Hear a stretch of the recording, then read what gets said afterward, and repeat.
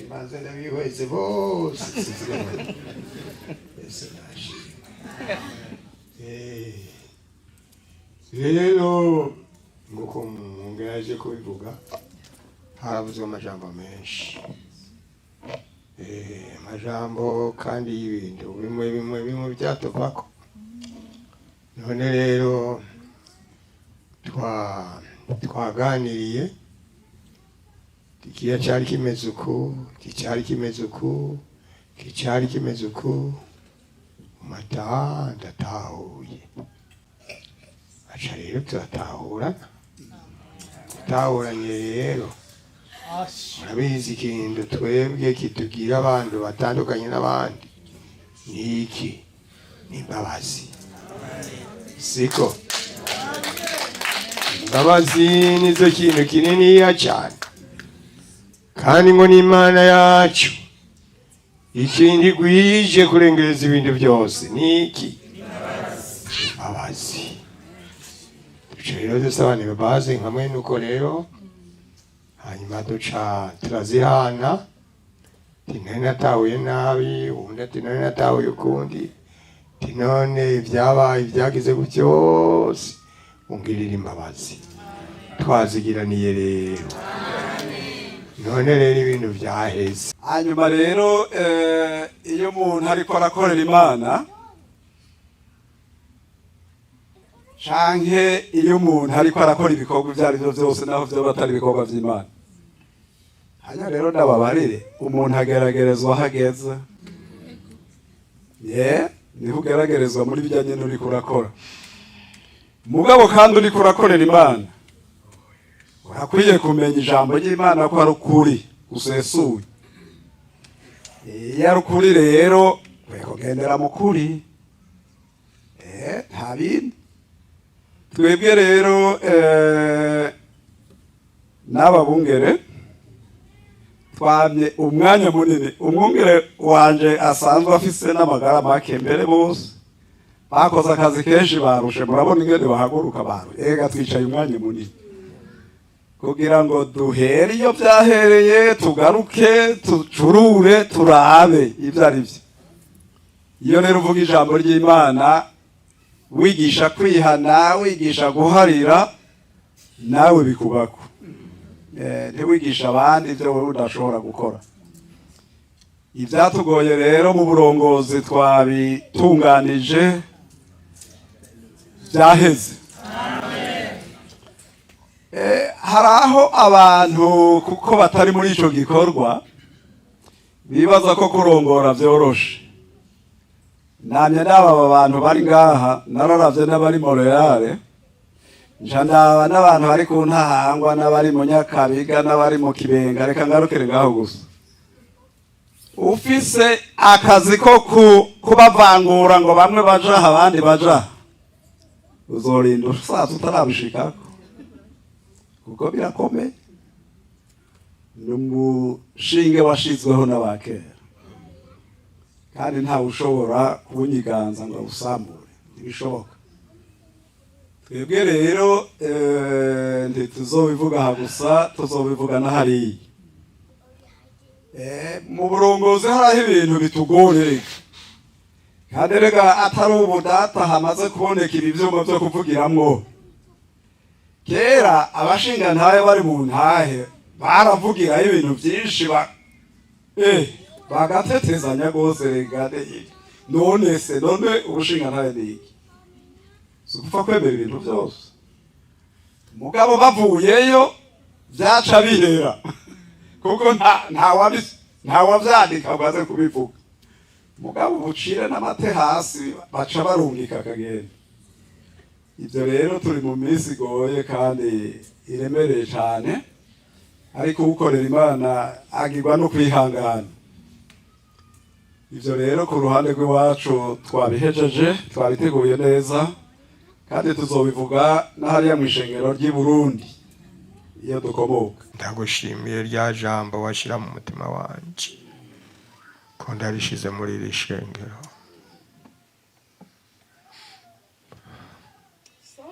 Abatamiye ingabire iva mu ijuru abahawe ingabire iva kwa data nibaze bayicange n'amahwa n'ibitovu babangirize kuko igihe kiri hafi. Ndavuze urakoze mu izina rya Yesu umwami wacu, amen. Gusenga everyday, gusenga buri munsi. Nusenga uzanesha, nunanigwa gusenga uzaneshwa. Senga. Ego turanezerewe cyane uyu munsi twari twarawusengeye.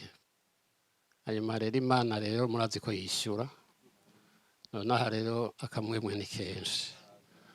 Ego cyane, reka rero dutangurire ku bakuru turaye kaza umwungere w'ishengero ry'Ikiremba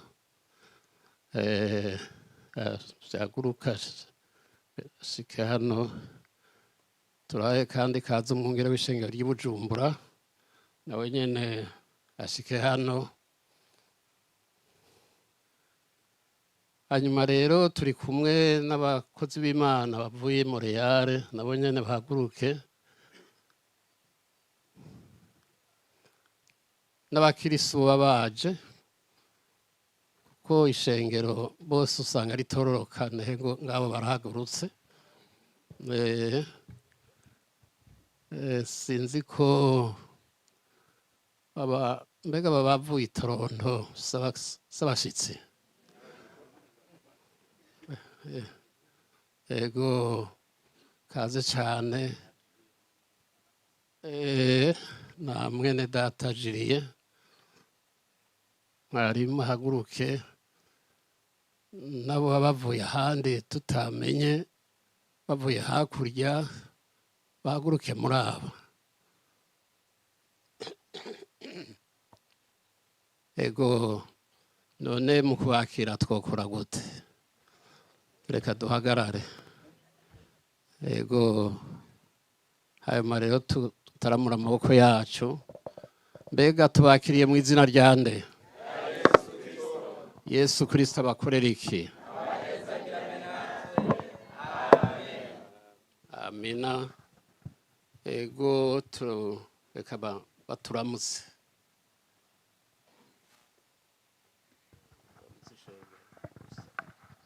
turabamukije mu izina rya Yesu, amen. N'amahoro twari tubakomboye mweho. Kaza cyane. Uyu gatoya reka ngira icyo ndavuga. Ni ubwa mbere ashika hano muri Canada, uburinganire bwa Canada yahonyoye itariki 8 z'uku kwezi. Hanyuma muramuzi, izina ryiwe murarizi. Kubatamuzi ni umwungere w'ishengero ry'Ibujumbura w'ubu yitwa Rukurikanya Onesphore, nabaramutse nawe. naje ndabaramukije amahoro ya Kristo Yesu, amen.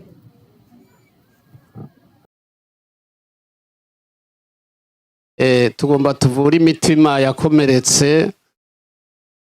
Tugaruke kuri ya matelefone, manika bazanye amatelefone yamanike. Urakoze cyane.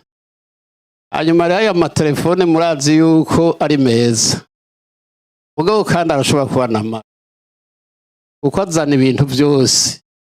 Hanyuma rero hari abantu benshi batari bake bakomeretse imitima, bakomeretswa natwe. Hanyuma rero bagomba ko dutanga umuti rero w'abakristo. Iyo habaye ibintu bigorana nk'ivyo baraheza bakega, hanyuma bakaraba inkomoko y'ayo majambo yasubiramwo kuko mwarayabonye. Batayabonye nibamanika amaboko atace mu matelefone yabo, babona n'abantu ariko mwese biraho muri ayo matelefone. Iko none bavuga bati umwungere w'ishengero ry'Ikiremba bonana umwungere wa kera w'Ibujumbura. ati umwungere w'Ikiremba ntabonana n'umwungere w'ishengero mushasha w'Ibujumbura. Turi hano rero, turi hano twamanye uyu mwanya wose twariko turavuga kuri none umuti wabonetse. None rero muhumure kandi ntaho twigeze dutata. Muravyumva? Kuko twebwe ntitwokwivuga kuko twobivugirwa n'abandi. Turi mitwe. Hanyuma rero imitwe irwaye n'umubiri wose urwaye. Kandi umutwe nawe ukize n'umubiri wose ucukira. None rero humura mwebwe mukure muri ayo matelefone. Hanyuma mwakire bishasha. Kandi ibi ndiko ndavuga bica bivugwa ku isi yose. Hanyuma rero nagomba muri aka kanya umuntu wese aba amahoro, yumva ijambo ry'Imana atekaniwe. Reka rero ndeke kuvuga byinshi, nk'umwanya umukozi w'Imana w'Ikiremba ashike hano, umwungere wa mbere w'ishengero nawe agira icyo avuze.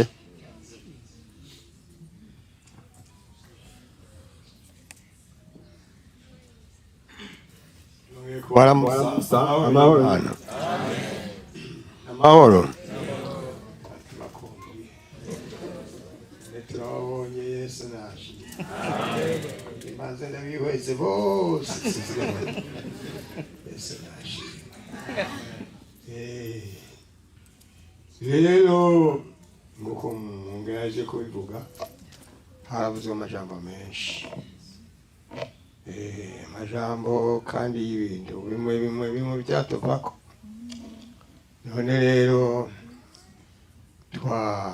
twaganiriye ikiya cyari kimeze uku, kicyari kimeze uku, kicyari kimeze uku, ndatahuye. Aca rero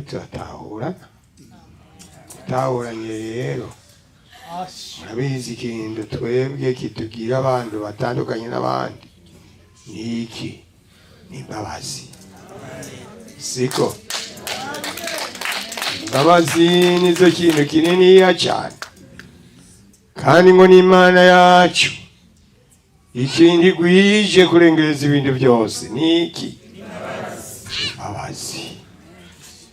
Rero dusabane imbabazi nkamwe nuko rero hanyuma duca turazihana.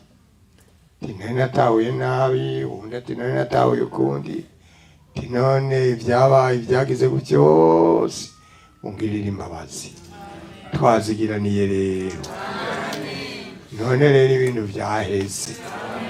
Yari shetani aje guhungabanya imitima yacu, cyane cyane nga twebwe abarongozi barongoye muri iyi myaka yacu. Shetani ndagomba yuko tugororoka, agomba yuko twohava tuzimiza ishengero tukarijana mu bintu bitari byo. None rero imbabazi zabaye, ahantu haciye bijya byose mwumvise hasuye iryo jambo ry'imbabazi. Imana ibahezagire. Abadusengeye mwaradusengeye, turaba badusengeye muragahezagirwa. Turakengurukira Imana. Yesu nahabwe icyubahiro. Amen.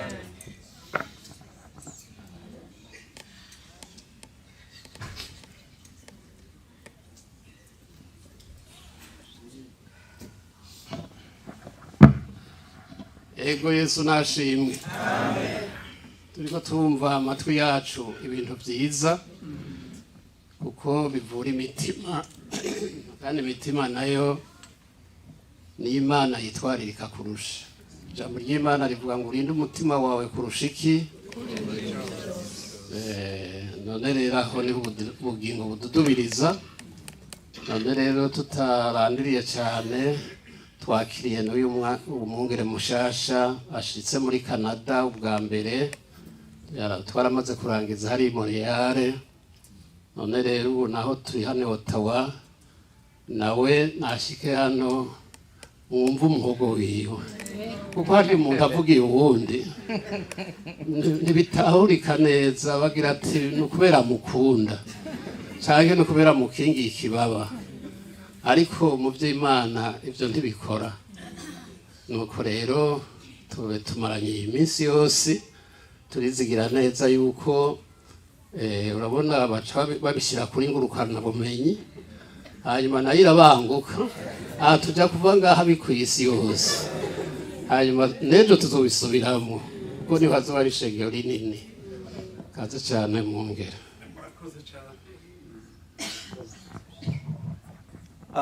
Yesu nashimwe reka subire ndabaramutse mu izina rya Yesu Kristo nariko ndabihweza nibaza ko muri abakanadiye bera mugabo nja nsanga bamwe ndabazi amazina ndabazi abandi narabigishije no mu gice nika abandi narabashingiye nta gishasha kiriho ni Burundi reka ndeke kuvuga i Burundi hoba harimo ubundi ndi muri Afurika ndashimira Imana ubwa mbere ko nshitse hano muri iki gihugu bwa mbere ubwa mbere nkandagira kuri aka gataka mu minsi heze nari ngaho muri ivyo bihugu vyo hepfo nahamaze kandi igihe kitari gito amezi 2 n'igice ariko ngaha muri Canada sinari bwahashike icanezereje gusa nuko umuriro mwarahuye hari utarabazimana watumye mwiyegeraniriza hamwe hariho abantu mwebwe mwibaza ko vyoroshe bamwe baranyandikiye muri mwebwe ngaha barantelefona sinigeze ndabishura namba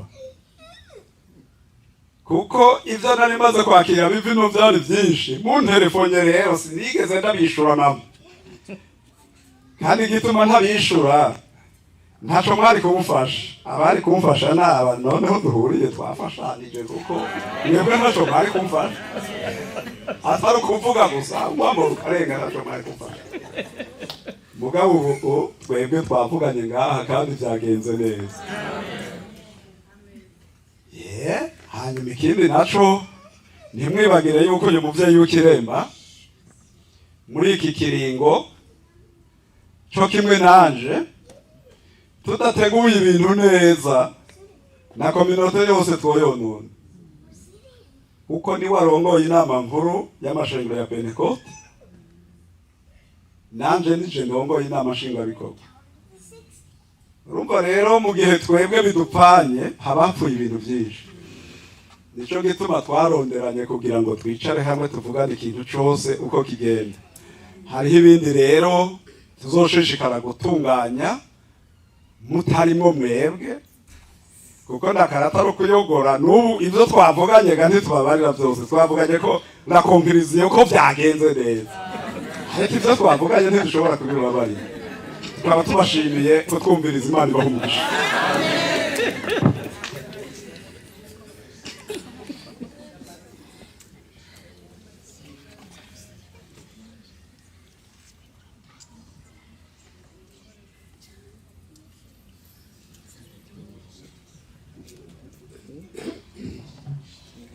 Yesu kori ibimenyetso hamwe n'ibitangaza kugirisha ngero ryawe ryamenyekana Yesu kori ibimenyetso hamwe n'ibitangaza kugirisha ngero ryawe ryamenyekana Imana ntihabwe icyubahiro ndanezerewe guhagarara ngaha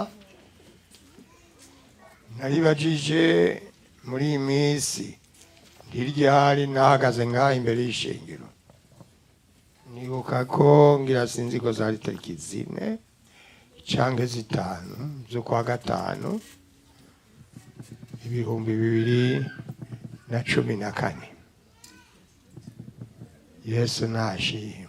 Uno munsi naho ndumva umunezero kandi kongera guhagarara imbere y'ishengero. J'ai beaucoup de joie de me tenir encore une fois devant l'église de Dieu.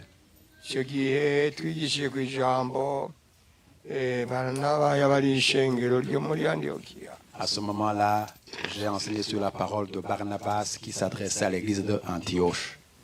Aho yagira ati abahanura ngo mugume ku Mana. Il exhortait aux gens de rester attachés à Dieu. None kubabona mwaragumye ku Mana. Alors le fait de pouvoir vraiment rester attaché à Dieu, N'umunezero ntangere. c'est une grande joie. Yesu nashimwe. Que Jésus soit loué. Ikiremba baradutumye mwakira indasho. Il va vous envoyer beaucoup de salutations, recevez-les. Barabasengera. Il prie pour vous Barashishikaye. et il continue. Barashishikaye cyane gusenga. Il continue beaucoup à prier. None rero Ainsi, ko mpagaze imbere yanyu comme maintenant je me tiens devant vous, ngomba nsoma amajambo make je vais lire peu de paroles, ariko y'ikimaze kinini. peu de paroles mais très très importantes. Abaheburayo Hébreux igice cya gatandatu chapitre 6, guhera ku murongo wa 14. à partir du verset 4. Ku murongo wa kane. Chapitre 6, verset 4. Dusome mu izina rya Yesu. Nous allons lire au nom de Jésus. Kuko bamaze kwakirwa n'umucyo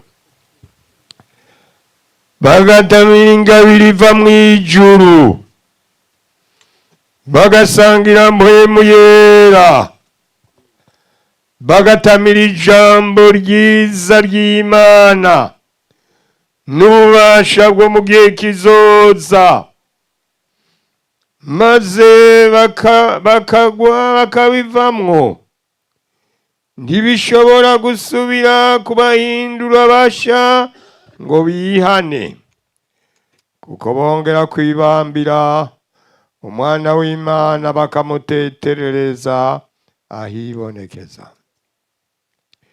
Indimiro zanyoye imvura yaziguye ko kenshi, iyo zimezemo ibirimwa bikwiye ababirimiwe, zironka umugisha w'Imana. Ariko iyo zimeze nk'imikere n'ibitovu, ziba zisivye, ziba zishigaje gatoyi, zikavumwa, iherezo ryazo no guturirwa. Mwami, aya majambo n'amajambo yavuye mu kanwa k'Imana, saya twebwe abana b'abantu. None rero Mwami Yesu uyasobanurira ishengero, basobanukirwe iri jambo ryiza. Haleluya. Mpwemu yera yongere yuzure mu mitima ya twebwe twese. Ndavuze urakoze mu izina rya Yesu. Amen. Hano ngo bamaze kwakirwa n'umucyo. Ceux qui ont déjà été éclairés. Abarozi y'umucyo maze bakabivamo, bongera kumubamba, bamutera akabombe. Twari twaratuitwe twiganyira twiyemye, none turutse Yesu n'ukiriro. Murakoze cyane. Hano ngo bamaze kwakirwa n'iki? Ici, ils ont déjà été éclairés par quoi? Bangahe mubona ko mwakiwe n'umucyo? Combien parmi vous ont déjà été éclairés par la lumière de Dieu? umucyo w'Imana, La lumière de Dieu. umucyo wa mpwemu yera. La lumière du Saint-Esprit. Si ukuvuga ngo bajya babaye abanyedini, Ce ne sont pas ceux-là qui sont devenus des religieux, ariko n'abakiwe n'umucyo mais ceux-là qui ont été éclairés par la lumière baca bacika abana b'Imana. et qui deviennent enfants de Dieu. Nibo iryo jambo rigomba kuvugako. C'est à cela que cette parole concerne. Ndanezerewe kubarira abantu nkamwe nabo, Je suis très content de parler à de tels gens, abakiwe n'umucyo, ceux qui ont été éclairés bagahabwa ngo ingabire iva mu ijuru, et qui ont goûté sur le don céleste, bagasangira mpwemu yera, qui ont partagé le Saint-Esprit, bagatamira ngo ijambo ryiza ry'Imana, qui ont goûté la bonne parole de Dieu, bagahonja iby'igihe kizoza. qui ont goûté sur les choses à venir. Imana ntihabwe Que icyubahiro. Dieu soit glorifié. Haleluya. Amen. Aha niho uburyohe bw'abapendigoti buri. C'est ici où se trouve le goût des pentecôtistes. Aha niho umutima w'abapendigoti uri. C'est ici où se trouve le cœur des pentecôtistes. Abakiwe n'umucyo. Ceux qui ont été éclairés. Haleluya. Bagatamira ingabire iva mu ijuru, Qui ont goûté le don céleste.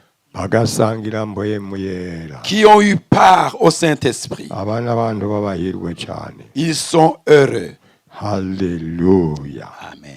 Imana ishimwe. Que Dieu soit loué. Imana ihabwe Que icyubahiro. Dieu soit glorifié. Bari n'ikintu rero babariwe. Il y a quelque chose qui leur a été dit. Cyo babariwe Ce qui leur a été dit, ni uguhagarara ntibabibivemwo, c'est de tenir ferme et de ne pas quitter. kuko ngo ubivuyemwo Parce que ceux qui le quittent, ngo ntabagisubira kubironga. ils ne peuvent plus les retrouver. Haleluya. Dieu nous aide. Imana ishimwe. Que Dieu soit loué. Nabonye ko hari abantu bakiwe n'umucyo, J'ai vu qu'il y a des personnes qui ont été éclairées par la lumière. abantu bafise ingabire iva mu ijuru, Des personnes qui ont le don céleste. abahirwe. Ils sont bien heureux. No munsi cy'Imana yandumanye kuri mwebwe, Ce que Dieu m'a envoyé vous dire aujourd'hui. murahagarara ntimubivemwo, Tenez ferme et ne tombez pas. kuko mubivuyemwo Parce que si vous les quittez, ngo ntibishoboka kongera gusubira guhinduka abazima. vous ne pouvez plus être encore ramené à la vie. Imana ntihabwe Que icyubahiro. Dieu soit glorifié. Hanyuma rero Et ainsi alors, havuzwe amajambo il y a akomeye des paroles très fortes qui ont été dites ici. ngo abo bantu Que ces gens-là, bagereranywa n'indimiro. ils sont comparés à un chant. Raba umurongo w'indwi. Au verset 7, Indimiro zinyoye imvura yaziguyeko kenshi. une terre qui est abreuvée par une pluie abondante. Iyo ngo zimeze nk'ibirimwa bikwiye abazirimiwe. Quand cette terre produit assez de nourriture ou d'herbes utiles pour ceux qui l'ont cultivée, Ngo baronke iki? qu'est-ce qu'ils reçoivent? Baronke iki? Qu'est-ce qu'ils reçoivent? Ngomba mwese ko muvugira baronke iki? Ils reçoivent la bénédiction de Dieu. Haleluya. Amen. Jewe nakuze nabayeho missionnaire wa mbere yagiye. Moi, j'ai grandi alors que le premier missionnaire était reparti chez eux. Hanyuma rero ku wa kabiri yaje Alors, le deuxième qui est venu, naronse ubuntu bwo kubatizwa na mpwemu yera. j'ai eu le privilège d'être baptisé dans le Saint-Esprit Mfise imyaka 13 alors que j'avais 13 ans. hanyuma rero ngirirwa ubuntu Alors, j'ai eu la grâce ndabishishikaramwo et j'ai vraiment persévéré kugeza uno munsi jusqu'aujourd'hui. nta munsi nasangiranye ingoma zivuga mu mutima. Je n'ai jamais participé à la Sainte Seine avec des accusations. Nasangiranye mpwemu yera. J'ai toujours participé à la Sainte Seine avec le Saint-Esprit. ndazi rero ayo majambo icyo avuga. Donc je comprends la signification de ces paroles. Indimiro zinyoye imvura. Une terre qui a été abreuvée de la pluie. N'ishengero nk'ishengero nzi ry'ikiremba. C'est comme l'église que je connais, l'église de Kiremba. Ishengero ryaronse imvura yariguyemo ivuye mu ijuru. Une église qui a reçu une pluie qui est tombée du ciel.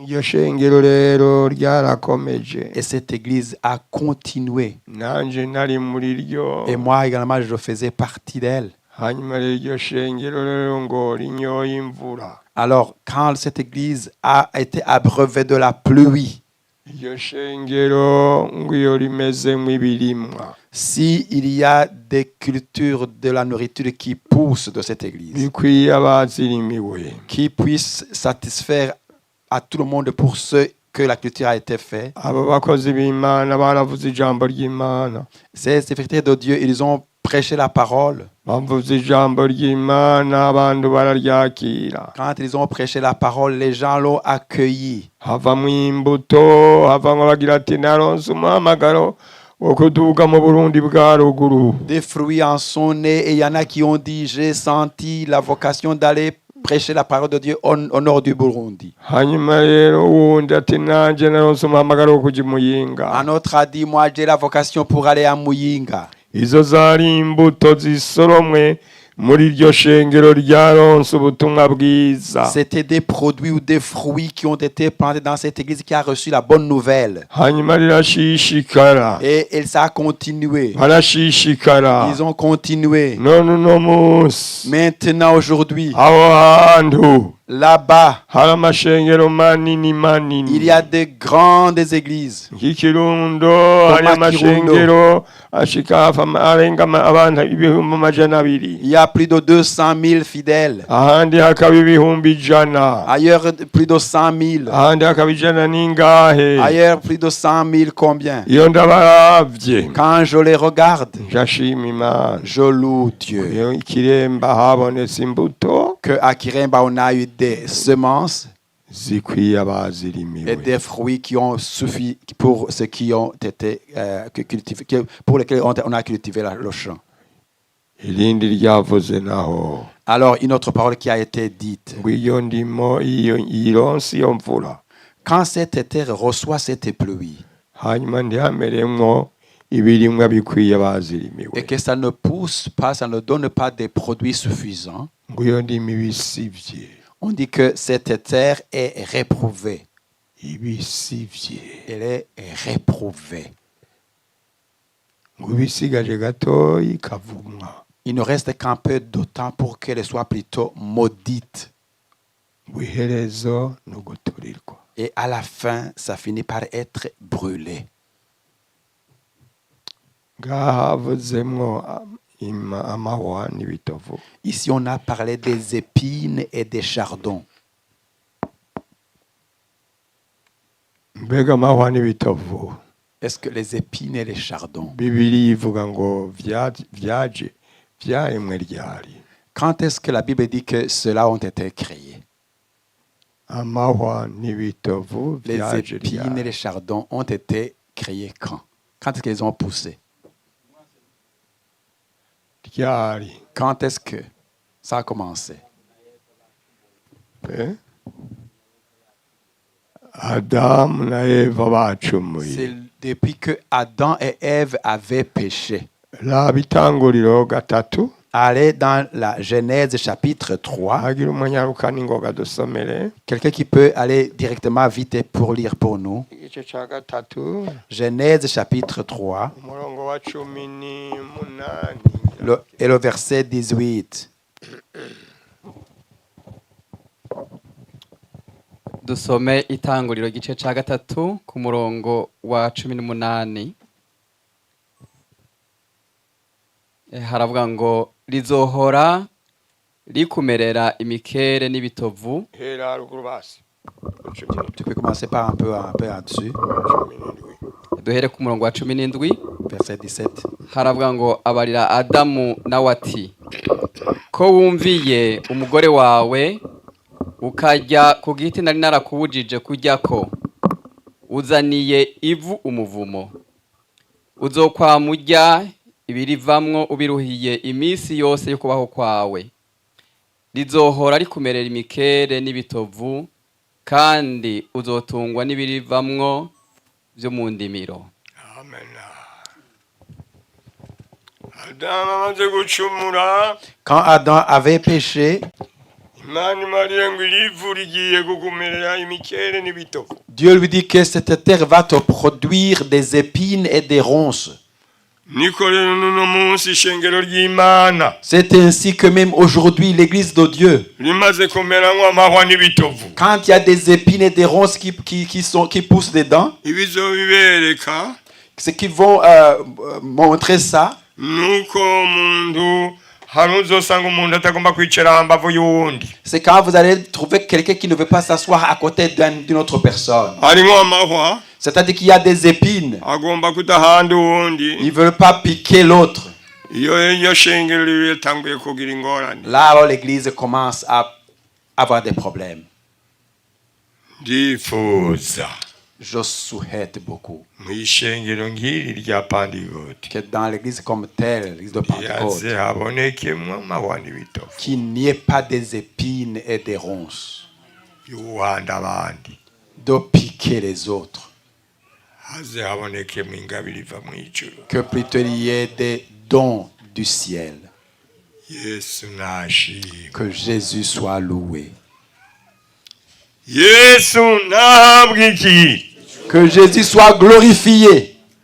Ngomba nabivuge rwose n'abadayimoni bavyumve. Je vais proclamer haut et fort pour que les démons même l'entendent. Kuko ngaha muri iri shengero ry'Imana Parce qu'ici, dans cette église de Dieu, haguye imvura y'umugisha ivuye mw'ijuru. une pluie de bénédiction est tombée du ciel. Turindiriye ivyimburwa bikwiye ababirimiwe. Et nous attendons assez de fruits et de produits qui sont satisfaisants pour tout le monde. Atari uko Sinon, bizana amahwa, ça va produire des épines, amahwa n'ibitovu. des épines et des ronces. Mu izina rya Yesu ndirize rimere muri iri. Qu'au nom de Jésus, cela ne pousse pas dans cette église. Hallelujah. Amen. Abakiwe n'umucyo Ceux qui ont été éclairés, bahawe ingabire iva mw'ijuru. qui ont goûté du don céleste, Batamiye ku ngabire iva mw'ijuru. qui ont eu part au don qui vient du ciel, Batamiye ijambo ryiza ry'Imana. qui ont goûté de la bonne parole de Dieu. Haleluya. Yesu nashimwe. Jésus soit loué. Iwacu mu Kirundi Chez nous en Kirundi, ugomba kurya cyane celui qui veut vraiment bon manger beaucoup, ntiyakira bwa bukanya. il ne prend pas les simples fourchettes. Agira ati Non, il utilise ses doigts. akugurura umunwa agatamira. Il ouvre sa bouche grandement ouverte et il mange. Ndabifurije Je vous souhaite gutamira de vraiment manger ijambo ry'Imana. la parole de Dieu. Haleluya. Amen. Kandi Et puis, ngo mwizigire ububasha bw'igihe kizaza. que vous ayez de l'espérance dans la puissance à venir. Ububasha La puissance. turategeka abadayimoni Nous donnons ordre aux démons. n'ububasha twahawe buvuye mu ijuru. C'est la puissance que nous avons reçue du ciel. Ishengero ry'Imana L'Église de Dieu, munshake un peu de mots, ndabifurije je vous souhaite kandi ndabibasengera et je prie pour vous, kugira ngo pour que ntihagire uzosubira inyuma quelqu'un ne retombe en arrière, mujya imbere. mais allez progresser de l'avant. Yesu nashi Que Jésus soit loué. mwanka amahwa Évitez les épines, haïssez les épines, mwanka ibitovu haïssez les ronces, mukunda ingabire iva mu ijuru. aimez les dons qui viennent du ciel. umwami abahezagire. Que le Seigneur vous bénisse. Turagushimiye Mana,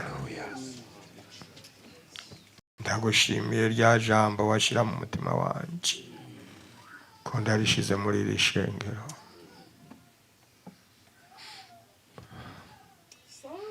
Abatamiye ingabire iva mu ijuru, abahawe ingabire iva kwa Data, nibaze bayicange n'amahwa n'ibitovu, babangirize kuko igihe kiri hafi. Ndavuze urakoze mu izina rya Yesu umwami wacu, amen. Umuco maze bakabivamo, bongera kumubamba, bamutera akabonge.